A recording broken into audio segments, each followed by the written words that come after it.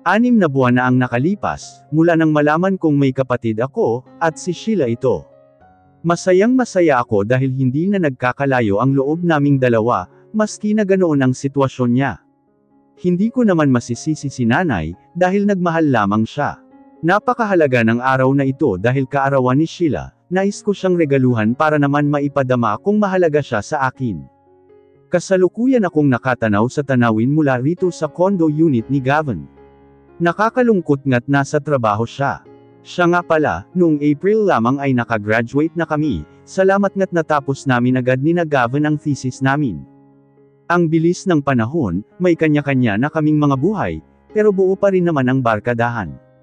Sina Rex at Kinsley, going strong. Actually, nagulat nga kami nung commencement exercises dahil nag-propose siya kay Kinsley.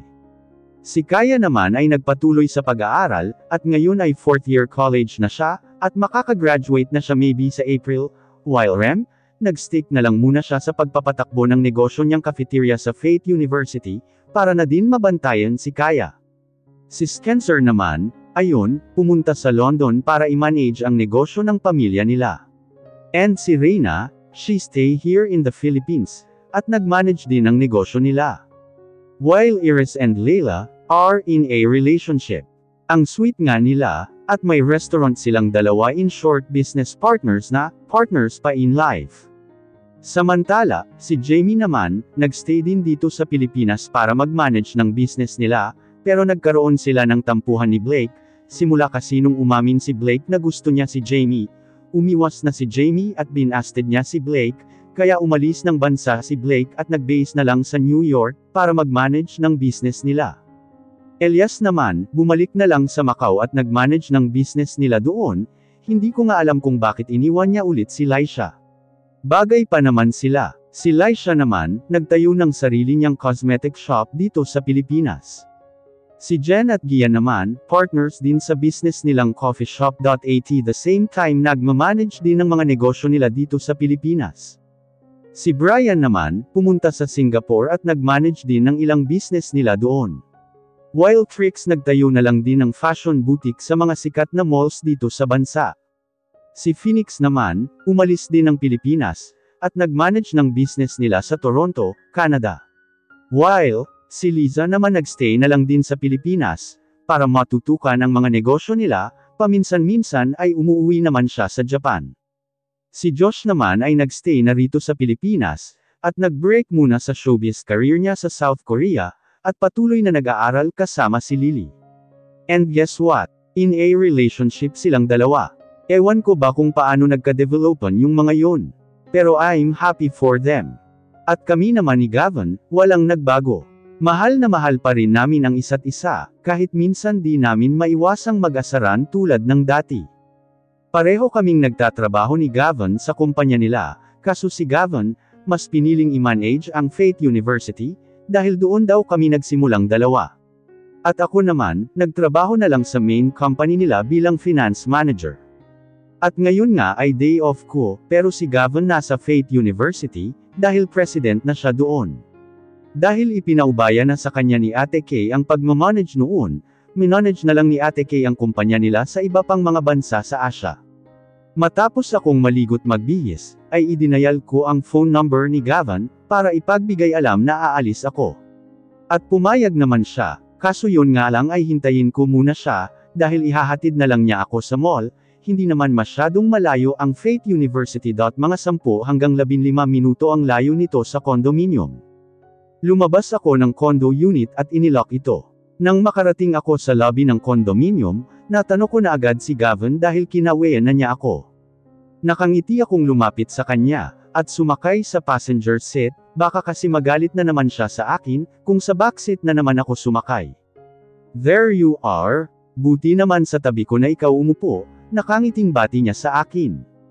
Siyempre, papagalitan mo na naman ako, kung sa backseat ako umupo eh. Depensa ko at natawa lang kami dalawa. Ini-start na niya ang engine, at nagsimula naming tahakin ang daan patungo sa mall. Wala pang 20 minutes ay nakarating na kami sa entrance ng mall, kaya lumingon ako sa kanya bilang pagpapaalala na hanggang dito lang ako, saka bumaba na ako sa kotse. Hey Mrs. Lumapit ako sa kanya nang tawagin niya ako. Ngunit sa pagkakataong iyon ay napangiti ako. Nag-stick talaga siya sa pagtawag sa akin ng Mrs. A. Wala kasi kaming maisip na call sign, kaya ayon Mr. at Mrs. na lang ang napagtripan naming tawagan. Anong oras ka uuwi? Gusto mo sunduin na lang kita? Ngumiti lang ako sa kanya, na dahilan ng pagkunot ng noo niya. Tatawagan na lang kita kapag pauwi na ako. Magko-commute na lang ako papunta sa Hacienda de Zepeda, malapit naman na yon. Tsaka may trabaho ka pa. Kaya ko na ang sarili ko. Promise. Nakangiting tugon ko sa kanya. Pero alam kong hindi siya papayag kaso wala siyang choice, iyon ang kagustuhan ko eh.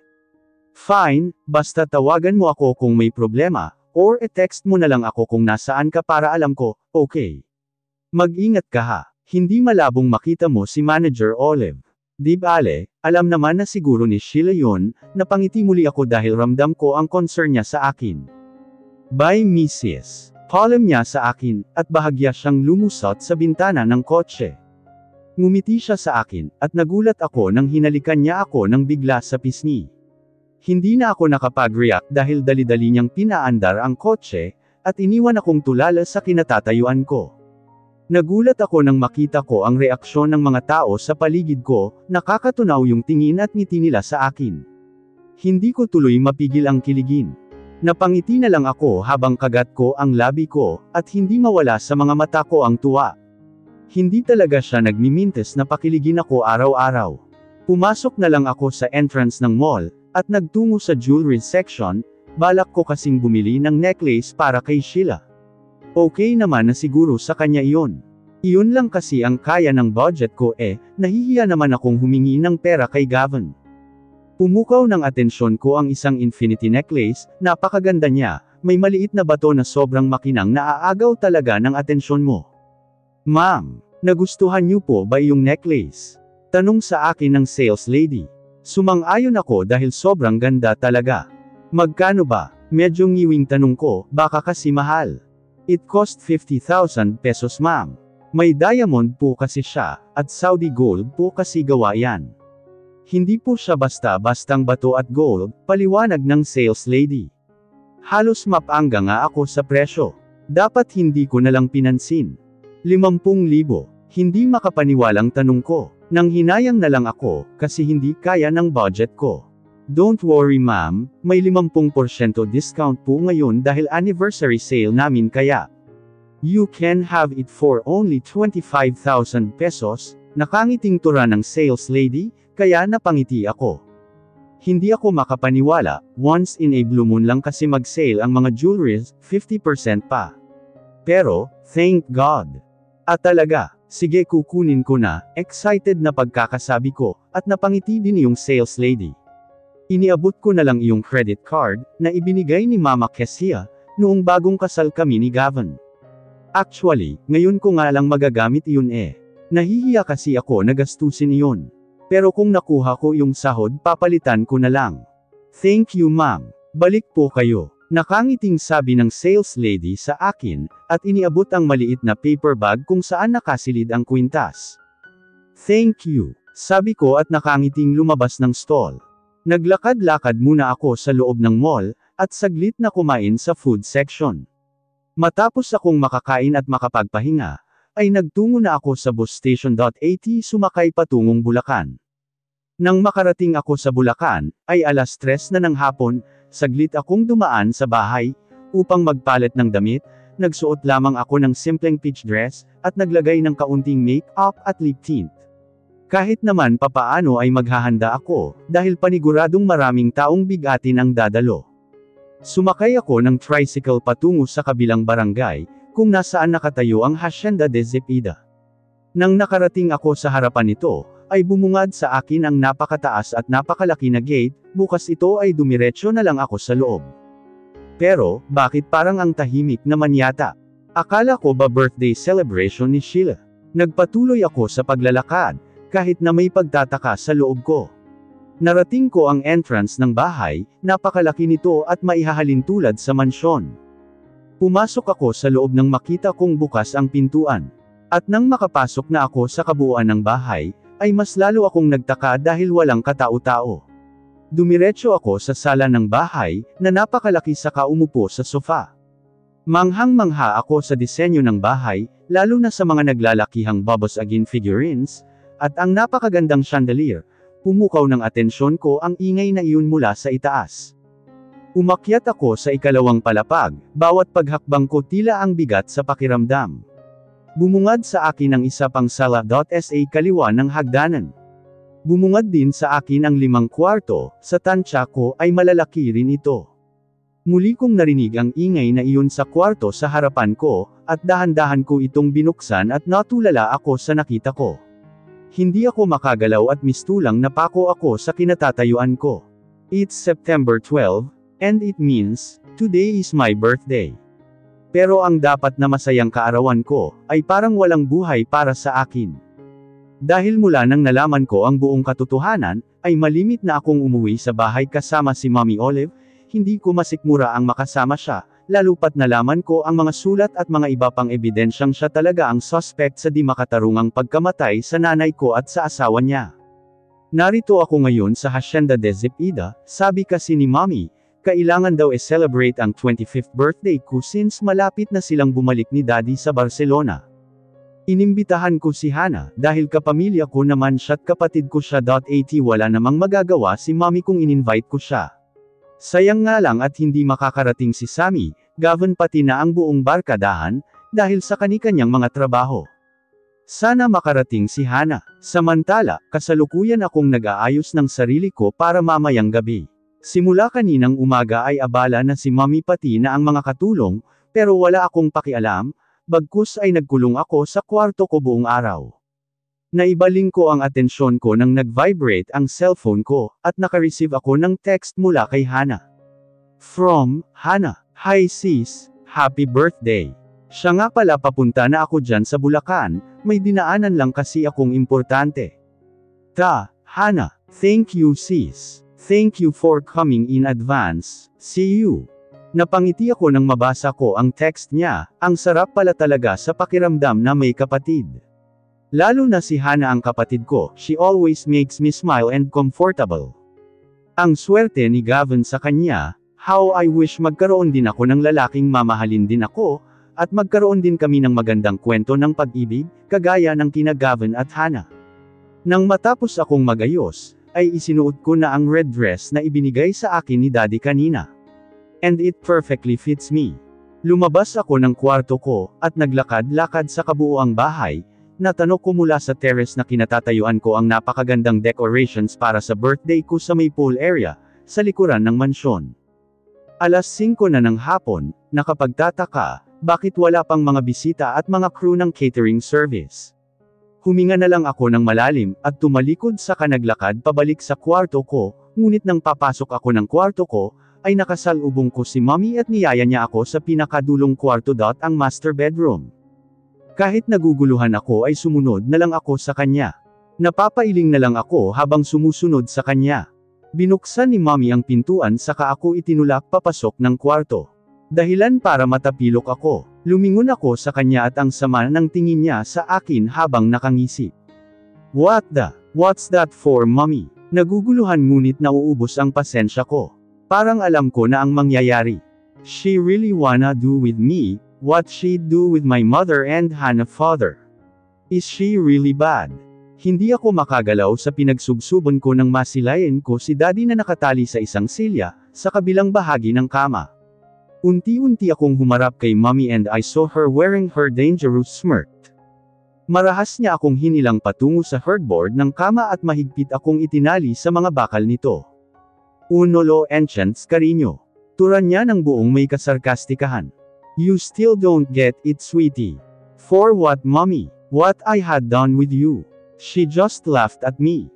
Oh Sheila dear, do you think I wasn't know what you've searched and investigate evidences about me? About you, Mother Sheila dear. Do you think I wasn't noticed that you came to our room, just got those retarded love letter if your dear father?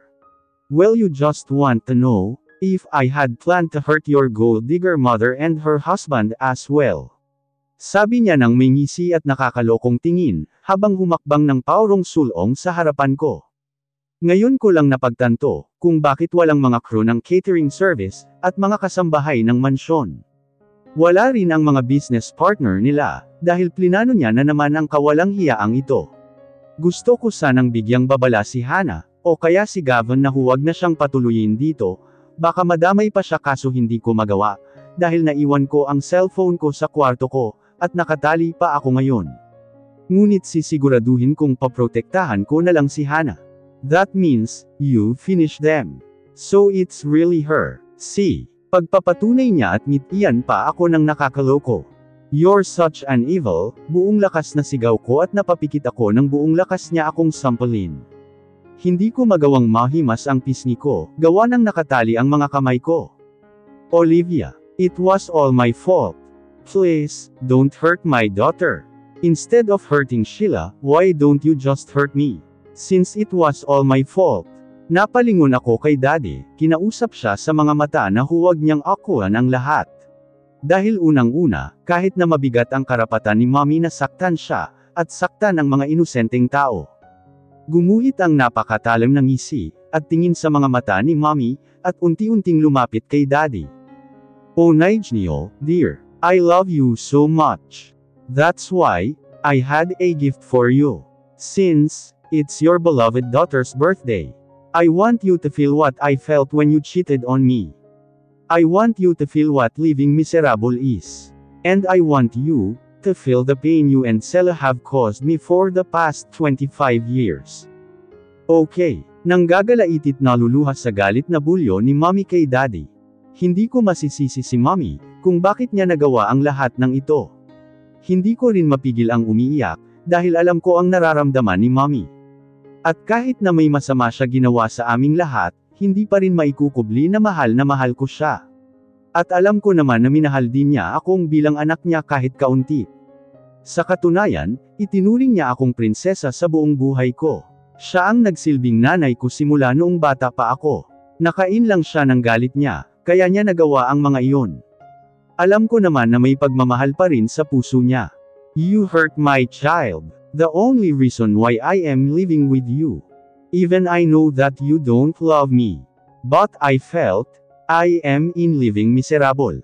When my baby died, because you know what? That time that I knew that my baby died, I want to hurt you and your mistress that time. But, I had an idea. I will not finish the both of you that time. It's not enough. So I planned to dismiss the household, except of Christy Acela. I wanted the both you to suffer the most. I wanted you to suffer first, before I finish you. But, I am so lucky that time, we knew that Sela was pregnant for your daughter Sheila. You know what? I asked her to remove your child, but that gold digger refused. So, I had an agreement with her. I will not harm her family and Sheila. But she would give me her baby. And, she dealt with my offer. But I gave her conditions, she would never ever come near with her daughter. Because if she did, I will harm her family. And after she gave birth, she go back home here in the Philippines. But your mother dear Sheila, was so hard-headed, she still interact with you together with your half-sister Hana. So I just done what's the consequences I have told her. I am so lucky, because that time she had her family. And, her husband was so annoying and he warned me, so I made him quiet forever. As well as your Sela. Actually, she's really my target when I planned to hit her using the 16-wheeler truck. But, that Kessia, was supposed to ruin my plan, but luckily, my plan goes successful. Cause your Sela dear, pushed Kessia on the side of the road, and I perfectly hit Sela and bring her to the heaven I made. Nakangisi at humahalakhak na pagkakasabi. Mommy, I'm sorry. Iyon na lamang ang naituran ko. You know what? I had loved you, as my real daughter. I treat you as my own, but you betrayed me. Stop calling me mommy. You were no longer my daughter. Lalo akong naiyak nang marinig ko ang mga salitang iyon kay mommy. Natano ko mula sa ibaba si Hana na papasok sa kabuuan ng bahay. Hana, naputol ang pagsigaw ko at ng pagbabala ko sana kay Hana, na umalis dahil biglang plinastere ng tape ang bibig ko, dahilan para hindi ako makapagsalita. Shut up Sheila. Galit na usaw sa akin ni Mommy Olivia. Marahas din niyang nilagyan ng plaster tape ang bibig ni Daddy. Oh, your beloved dearest, half-sister. Nakangising sambit niya at tumingin pa sa akin, gumawa pa rin ako ng paraan upang malaman ni Hana kung nasaan ako. Nanlaki ang mata ko nang may nagpihit ng doorknob, at tumambad sa amin ang gulat na mukha na si Hana. What I've done. Hinela siya ni Mommy patungo sa likuran ko, at itinali din sa headboard ng kama ang mga kamay niya. Ano to Manager Olive? Nagtatakang tanong ni Hana. It's a memorable, and interesting celebration. It's the celebration, 'cause I fully reached the success of my plan. One big celebration. Next, congratulations. Why? Because, later on my dear Hana, you'll reunite with your late parents. As well as Sheila and Nigel reunite with Sela. Hindi pa rin mawala sa mukha niya ang bakas ng pagkagulat. Ibig sabihin, ikaw ang gumawa. Naguguluhang tanong ni Hana. None other than me, the one that made your father. And the one who drove the 16-wheeler truck, who have caused your mother to die. Hindi nakatakas sa paningin ang luhang tumulo sa mga mata ni Hana. You know what? I planned to be a handler of Gavin for his career. 'Cause I knew the agreement of Kessia and Sela, their thing called arranged marriage. And I am so happy, when you came and married Gavin. And I commanded Sheila, to win Gavin back. Without knowing it was just my way to get close to you.